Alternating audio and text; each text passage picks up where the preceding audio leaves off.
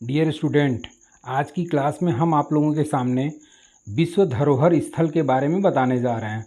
और ये जो विश्व धरोहर स्थल है, इस विश्व धरोहर स्थल में अभी हाल फिलहाल में भारत के 2 नए स्थलों को शामिल किया गया। तो इस तरीके से उन 2 नए स्थल के बारे में करंट अफेयर्स के रूप में चर्चा की जाएगी। उसके साथ साथ ये विश्व धरोहर किसके द्वारा जारी किया जाता है, भारत में कुल विश्व धरोहर की संख्या कितनी है, और उस विश्व धरोहर के संबंध में थोड़ी थोड़ी आपको स्टैटिक जीके की जानकारी भी प्रदान की जाएगी। तो अब हम लोग शुरू करते हैं कि भारत के विश्व धरोहर स्थल। तो ये जो विश्व धरोहर स्थल है, इस विश्व धरोहर स्थल में आपका अभी हाल फिलहाल में 45वीं बैठक हुई। और इसी 45वीं बैठक में आपका ये बैठक संपन्न कहाँ हुई थी? तो ये बैठक आपकी संपन्न हुई थी सऊदी अरब में। और यूनेस्को की जो सऊदी अरब में 45वीं बैठक हुई, इसी 45वीं बैठक में आपका भारत के 2 नए स्थलों को शामिल किया गया। अब जब सऊदी अरब में भारत के 2 नए स्थलों को शामिल किया गया, तो इस प्रकार से भारत में कुल विश्व धरोहरों की संख्या कितनी हो गई? 42। अब इस 42 में आपके 34 जो हैं वो सांस्कृतिक स्थल हैं, 7 प्राकृतिक स्थल हैं, 1 स्थल जो है मिश्रित के रूप में शामिल किया गया है। तो इस तरीके से भारत में कुल वर्तमान में विश्व धरोहर की संख्या 42 हो गई। और जो 2 नए स्थल शामिल किए गए हैं उसके बारे में भी वीडियो के अंत में मैं चर्चा करूंगा। उसके पहले आपका इस पर जो भी क्वेश्चन बनने की संभावना स्टैटिक जीके के रूप में होती है, उसके बारे में भी हम लोग थोड़ी बहुत चर्चा करेंगे। अब इसमें आपका पहला पॉइंट आ जाता है कि विश्व धरोहर सूची जारीकर्ता कौन होता है। तो विश्व धरोहर की सूची जारी करने वाली जो संस्था है उसे यूनेस्को के नाम से जाना जाता है, यूनेस्को। और इस यूनेस्को का फुल फॉर्म होता है United Nation, E for educational, S for scientific, C for cultural organisation, संयुक्त राष्ट्र शैक्षणिक वैज्ञानिक सांस्कृतिक संगठन। और इसी संगठन के द्वारा प्रत्येक वर्ष विश्व धरोहर स्थल की घोषणा की जाती है। तो विश्व धरोहर का सूची जारी करता संस्था कौन सी है? यूनेस्को। अब अगले पॉइंट्स पे हम लोग आते हैं। और अगला पॉइंट ये है कि इसकी स्थापना, यूनेस्को की स्थापना कब हुई थी? तो यूनेस्को की जो स्थापना हुई थी वो आपका हुआ था 16 नवंबर 1945। 16 नवंबर 1945 को यूनेस्को नामक संस्था की स्थापना की गई थी। उसके बाद से अगला पॉइंट आ जाता है कि इस यूनेस्को का मुख्यालय कहाँ स्थित है। तो यूनेस्को का जो मुख्यालय है वो पेरिस, फ्रांस में स्थित है, पेरिस, फ्रांस। अब अगले पॉइंट पे आते हैं कि इस यूनेस्को का प्रथम अध्यक्ष कौन हुआ था। तो इसके प्रथम अध्यक्ष हुए थे जूलियन हक्सले, जूलियन हक्सले।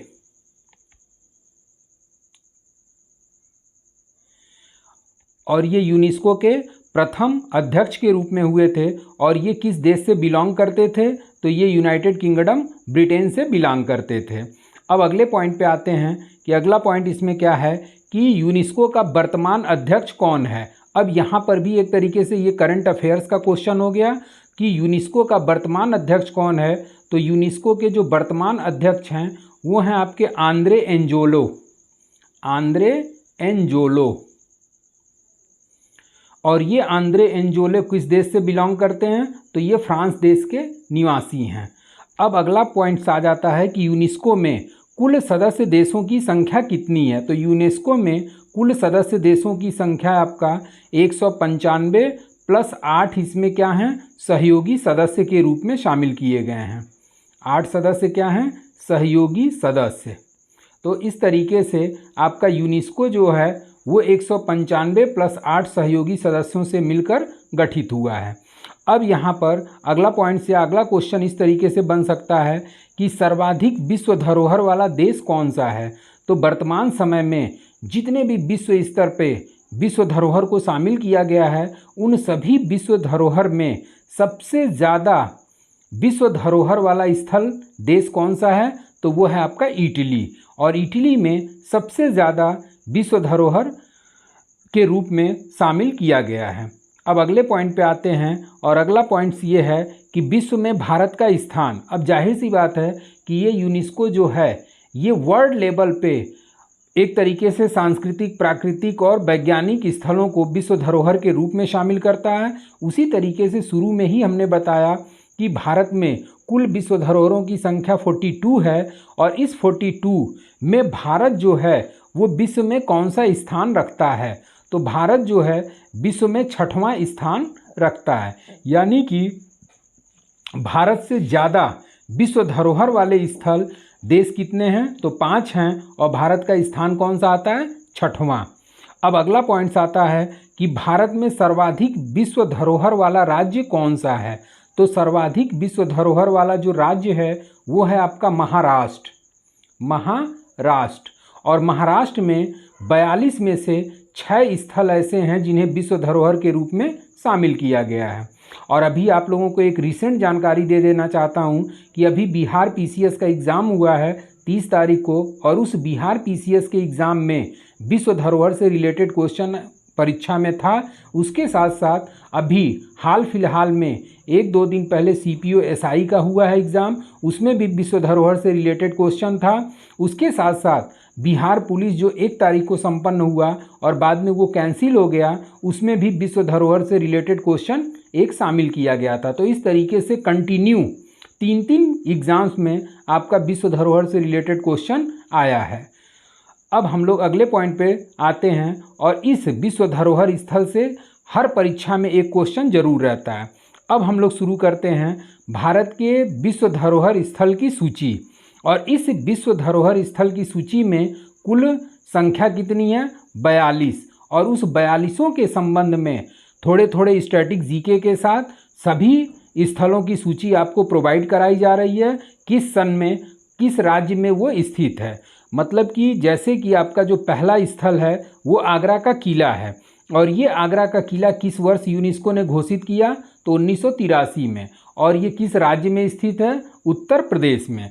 और इस आगरे के किले का निर्माण जो कराया था वो कौन था, तो इसको भी आप लोग कॉपी में पॉइंट्स के रूप में नोट कर सकते हैं कि इस आगरे के किले का निर्माणकर्ता अकबर था, और 1983 में यूनेस्को ने इस आगरे के किले को विश्व धरोहर के रूप में शामिल किया। दूसरा स्थल आ जाता आपका ताजमहल, और ताजमहल को भी 1983 में विश्व धरोहर सूची में शामिल किया गया, जो कि उत्तर प्रदेश में स्थित है। और इस ताजमहल का निर्माणकर्ता कौन था, शाहजहां था, और इसी शाहजहां ने अपनी प्रिय पत्नी मुमताज की स्मृति में ताजमहल का निर्माण आगरे में कराया था। और इस ताजमहल को बनने में लगभग आपका 12 वर्ष का समय खर्च हुआ था, क्योंकि आपका 1631 ईस्वी में ये मरी थी मुमताज़, और उसके बाद से 1653 ईस्वी में बन करके तैयार हुआ। तो ये लगभग आपका 22 वर्षों का समय, 12 वर्ष गलती से बोल दिया गया, 22 वर्षों का समय इस ताजमहल को बनाने में लगा था। एलोरा गुफा, और ये एलोरा गुफा को 1983 में विश्व धरोहर के रूप में शामिल किया गया, जो कि महाराष्ट्र में स्थित है। और ये एलोरा गुफा किसके द्वारा बनाया गया था, तो एलोरा गुफा का जो निर्माण करता थे वो राष्ट्रकूट वंश के शासकों द्वारा एलोरा गुफा का निर्माण कराया गया। अब हम लोग अगले पेज पे आते हैं, और अगला पेज है आपका अजंता गुफा, और इस अजंता गुफा को भी 1983 में यूनेस्को ने विश्व धरोहर में शामिल किया, जो कि महाराष्ट्र में स्थित है। और इस अजंता गुफा के जो निर्माणकर्ता थे वो गुप्त वंश के शासकों द्वारा कराया गया था। अगला आता है कोणार्क का सूर्य मंदिर, और इसे 1984 में घोषित किया गया, और कहाँ स्थित है, ओडिशा में। और इसके निर्माणकर्ता थे नरसिंहदेव वर्मन प्रथम।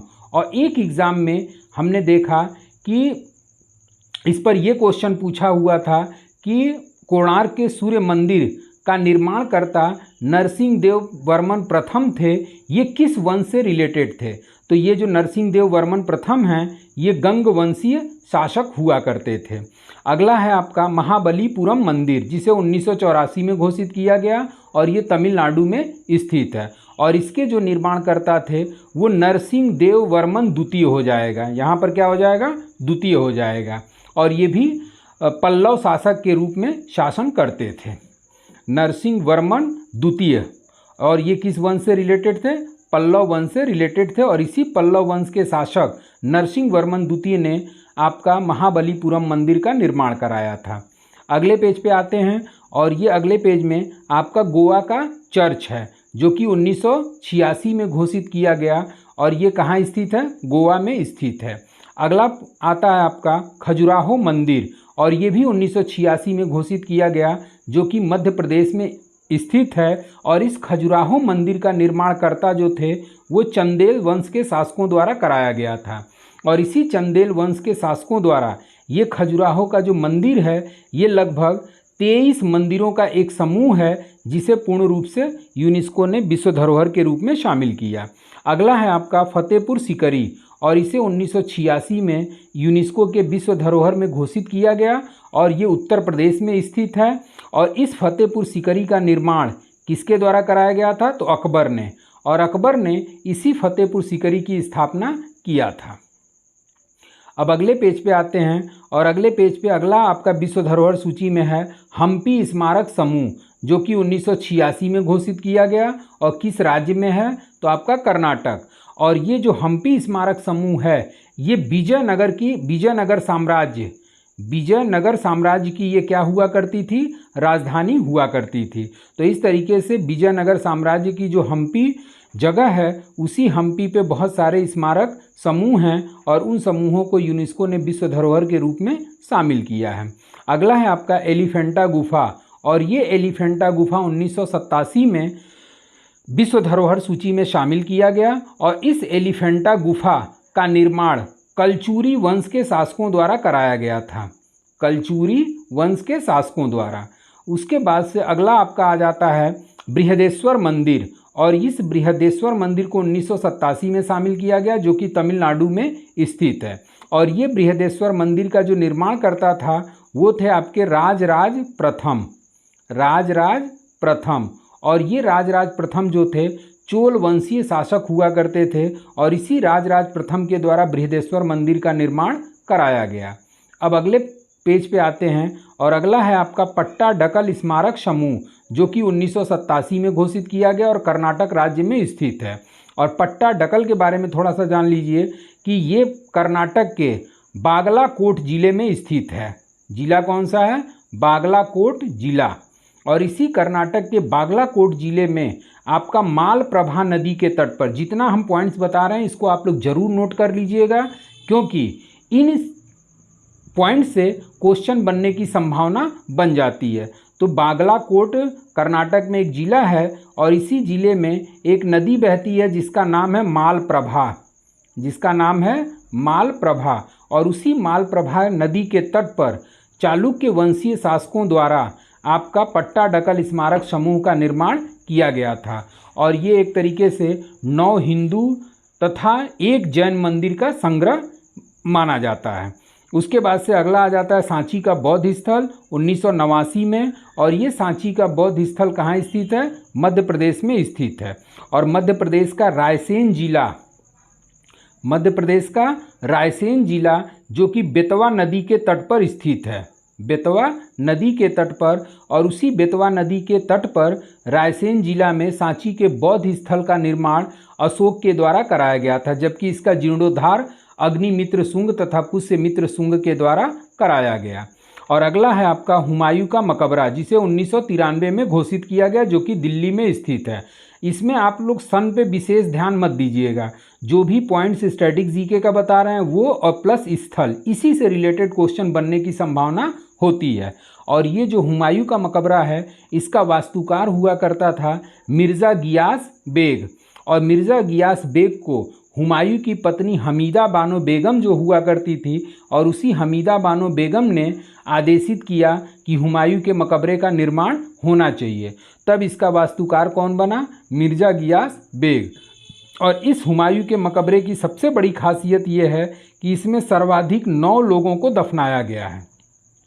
मुगल वंश के सर्वाधिक 9 लोगों को इस मकबरे में दफनाया गया है। और इसी हुमायूं के मकबरे में पहली बार संगमरमर का प्रयोग किया गया था।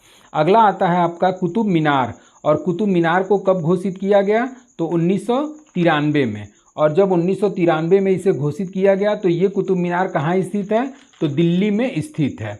और इसका निर्माण जो है वो किसके द्वारा कराया गया, तो इसका निर्माण कुतुबुद्दीन ऐबक के द्वारा कराया गया था।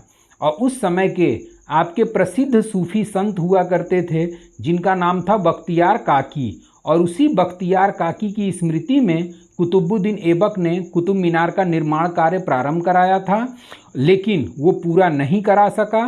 पूरा कराने वाला शासक आपका इल्तुतमिश, और उसके बाद से पुनर्निर्माण कराने वाला शासक फिरोज शाह तुगलक था। अगला आता है आपका पर्वतीय रेलवे, और ये पर्वतीय रेलवे 1999 में यूनेस्को के विश्व धरोहर में शामिल किया गया, और इसमें कुछ विस्तार किया गया। विस्तार का मतलब कि इसी पर्वतीय रेलवे के अंतर्गत शुरुआती दौर में ये पर्वतीय रेलवे जो हुआ करता था ये दार्जिलिंग और हिमालयन रेलवे को इसमें जोड़ा गया था। पहले ये क्या था, आपका सिक्किम क्षेत्र में जो टॉय ट्रेन वगैरह चलती है उसी सिक्किम गंगटोक में टॉय ट्रेन को 1999 में शामिल किया गया, जो कि आपका तमिलनाडु, ये आपका तमिलनाडु में स्थित है। और तमिलनाडु में नीलगिरी की जो पहाड़ियाँ हैं उस नीलगिरी की पहाड़ियों पर भी आपका टॉय ट्रेन का क्या किया जाता है, संचालन किया जाता है। तो इसी नीलगिरी की पहाड़ियों के पर्वतीय रेलवे को विश्व धरोहर में शामिल किया गया, लेकिन कुछ समय के पश्चात इसी पर्वतीय रेलवे में दार्जिलिंग हिमालयन रेलवे को भी ऐड कर दिया गया। अगला है आपका महाबोधि मंदिर, और ये महाबोधि मंदिर कहाँ स्थित है, बिहार में स्थित है, जिसे 2002 में घोषित किया गया। और इसका निर्माणकर्ता महाबोधि मंदिर का कौन था, तो इसका निर्माणकर्ता थे आपके अशोक।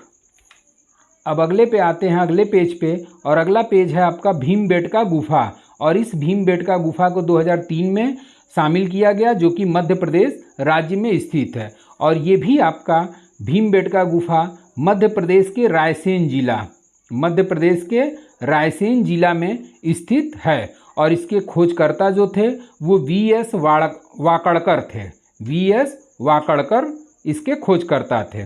अगला है मुंबई में स्थित आपका छत्रपति शिवाजी टर्मिनल, और इस छत्रपति शिवाजी टर्मिनल का जो प्रारंभिक नाम हुआ करता था वो आपका विक्टोरिया मेमोरियल हुआ करता था, विक्टोरिया टर्मिनल, विक्टोरिया टर्मिनल। और ये विक्टोरिया टर्मिनल इसका प्रारंभिक नाम था, जिसका निर्माण कार्य प्रारंभ किया गया 1878 में और पूरा हुआ था 1888 में। और इसके जो इंजीनियर थे वो इंजीनियर कौन थे, तो विल्सन बेल थे, विल्सन बेल। और अगला है आपका चंपानेर पावागढ़, जो कि 2004 में घोषित किया गया, और ये गुजरात में स्थित है। और ये जो चंपानेर पावागढ़ है ये गुजरात के पंचमहल जिला में स्थित है, जिसकी स्थापना जो है वो वनराज चावड़ा के द्वारा किया गया। और इसी वनराज चावड़ा के शासनकाल का इसका एक मंत्री और सेनापति हुआ करता था जिसका नाम था चंपा, और इसी के चंपा के नाम पर ही चंपानेर पावागढ़ का निर्माण वनराज चावड़ा के द्वारा कराया गया था। अगला पॉइंट आता है लाल किला, जिसे 2007 में घोषित किया गया, और यह दिल्ली में स्थित है। और ये जो लाल किला का निर्माण करता था वो शाहजहां थे, शाहजहां। और इसी शाहजहां के द्वारा आपका लाल किले का निर्माण कराया गया, जो कि मुगलों द्वारा निर्मित एक अंतिम किला है। और इस किले का निर्माण करता या वास्तुकार उस्ताद अहमद लाहौरी थे, और वही उस्ताद अहमद लाहौरी जिन्होंने ताजमहल का निर्माण कराया था।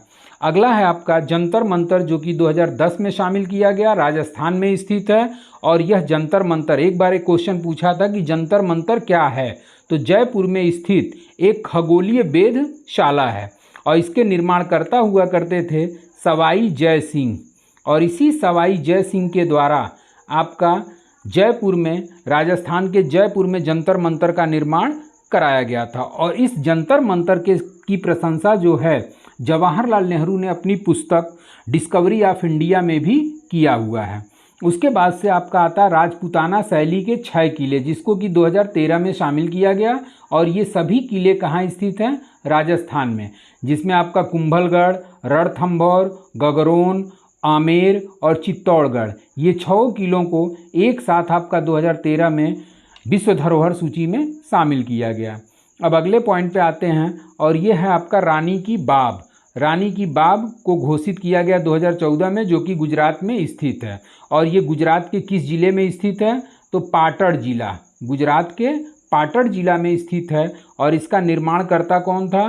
तो सोलंकी वंश के शासक हुआ करते थे भीमदेव, और उसी भीमदेव की पत्नी उदयामती, उसी भीमदेव की पत्नी उदयामती के द्वारा इनके स्मृति में, किसके स्मृति में? तो सोलंकी वंश के शासक भीमदेव की स्मृति में रानी की बाब का निर्माण कराया।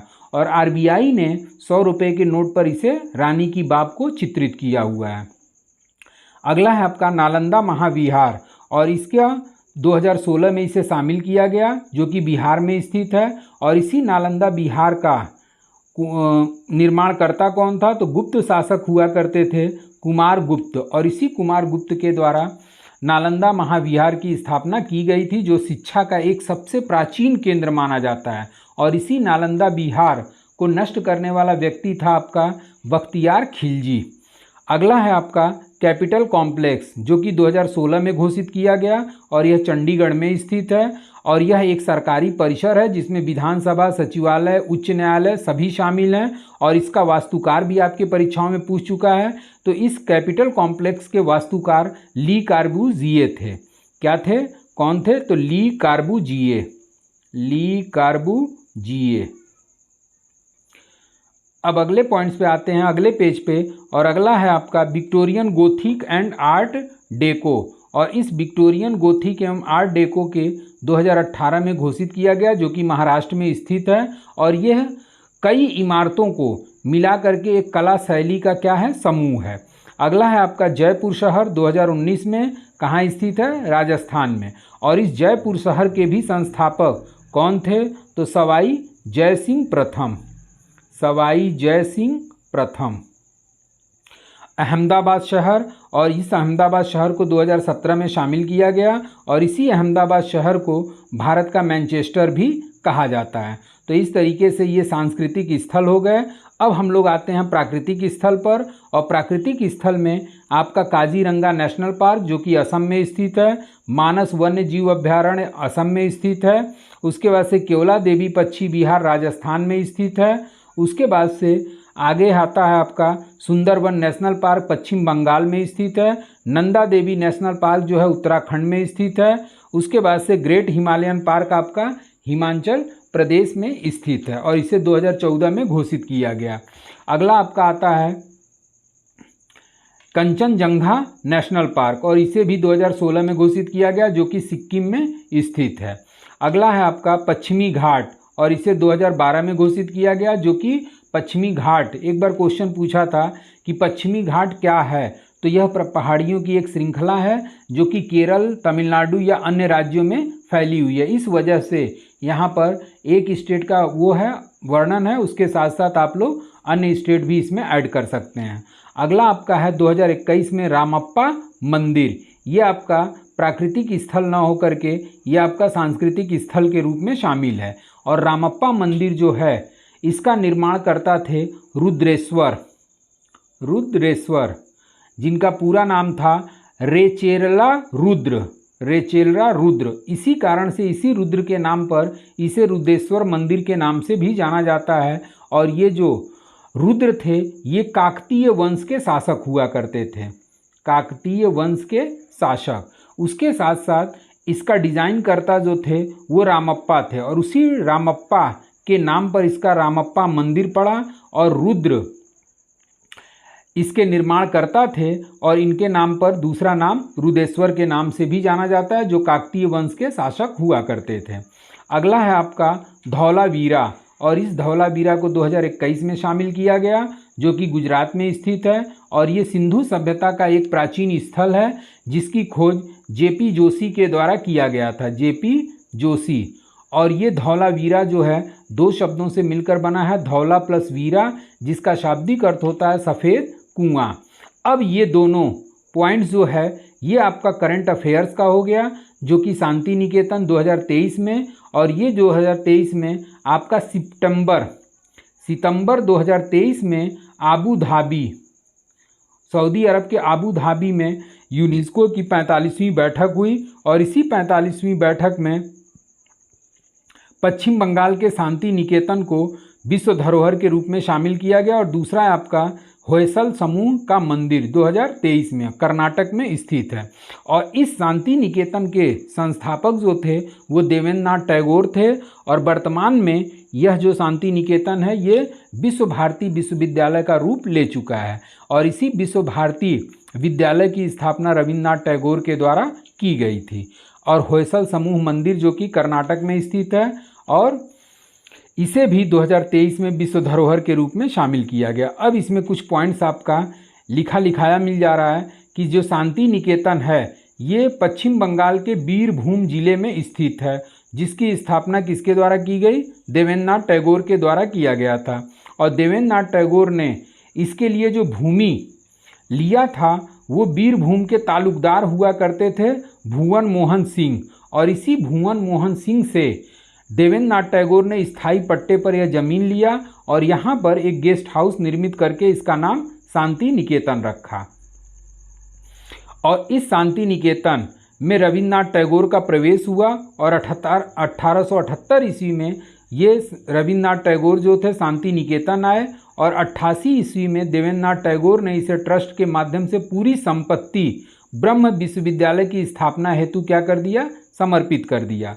और जब समर्पित किया तब इसी रविन्द्रनाथ टैगोर ने यहाँ विश्व भारती विद्यालय की स्थापना किया, जो बाद में भारत सरकार के द्वारा इसे केंद्रीय विश्वविद्यालय का दर्जा प्रदान किया गया। तो ये तो आपका शांति निकेतन पे टोटल स्टैटिक जीके हो गया। अब आते हैं जो दूसरा घोषित किया गया वो है आपका होयसल समूह, जो कि कहाँ पर स्थित है? कर्नाटक में स्थित है। और यह शुरू में ही हम बताए कि मंदिरों का एक समूह है जिसका निर्माण 12वीं-13वीं शताब्दी में किया गया था। अब 11वीं शताब्दी में विष्णुवर्धन होयसल के राजा हुए। जो 11वीं शताब्दी में राजा कौन हुआ? तो विष्णुवर्धन होयसल के राजा नियुक्त किए गए। और जब राजा नियुक्त किए गए तो इन्होंने चेन्ना केशव मंदिर का यहाँ पर निर्माण कराया। और इसी राजा विष्णुवर्धन के कर्मचारी केत मल्ला ने होयलेश्वर मंदिर का भी यहाँ पर निर्माण कराया। तो इस तरीके से होयसल मंदिर का एक जो पूरा समूह है उस समूह को 2023 में विश्व धरोहर सूची में शामिल किया गया है। इसके साथ साथ सोमनाथपुरा में केशव मंदिर का निर्माण 1258 ईस्वी में राजा सोमनाथ के द्वारा कराया गया। उसके बाद से इसी सोमनाथपुरा मंदिर या केशव मंदिर पर इस क्षति किसने पहुंचाया? तो अलाउद्दीन खिलजी तथा मोहम्मद बिन तुगलक ने इस मंदिर को क्षति पहुंचाया। और 16वीं शताब्दी में विजयनगर के शासकों ने इसका पुनर्निर्माण कराया था।